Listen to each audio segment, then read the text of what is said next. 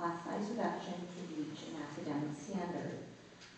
And that standard has not come down. It's only going up. Our children are expected to get into good colleges. All of these parents value a great education. That's why we moved here. I personally feel that class size reduction is very important at the lower levels. That's where they learn to read, to write, to do the math that then they do go to high school to do.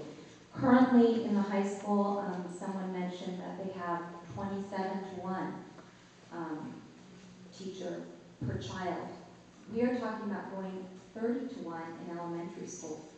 The high school students are going off to college. They're going to be in a general education class in an auditorium with 200 students.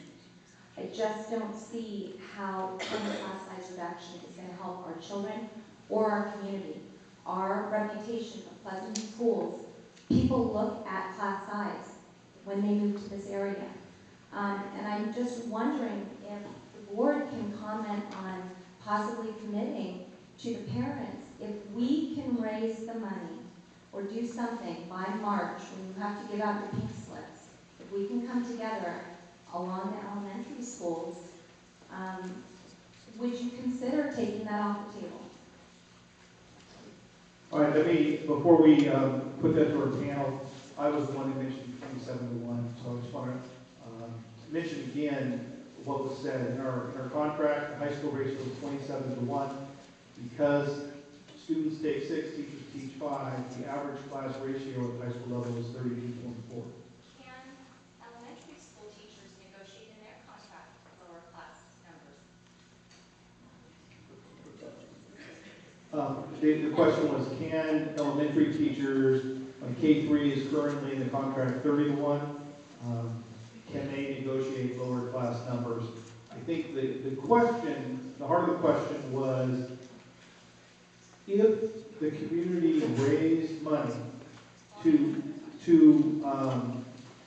compensate for K3 class size reduction, would the board support that? Would they put that in the contract? I mean, this all seems like it's contract negotiation. Can the teachers get the class size reduced via their contracts? Can we do what we can as parents and get a commitment from the board to? All right, Bill, we're going to go. Technically, to answer your question, certainly class size can be negotiated. Currently in elementary, we have the ability to go up to an average of about 30-to-1 in the elementary grades. We're not as high as that, obviously, because of the class size reduction that we've had in place. But we could go right now up to 30, and we could go beyond that if we were to negotiate that with the union. Or it could come down if we were to negotiate that with the union.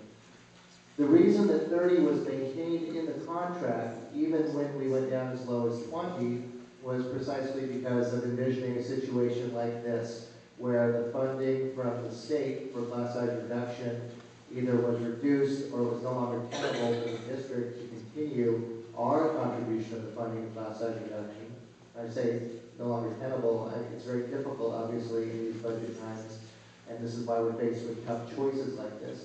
So that ability to go to 30 has remained in our contract. But short answer, all of these things are negotiable.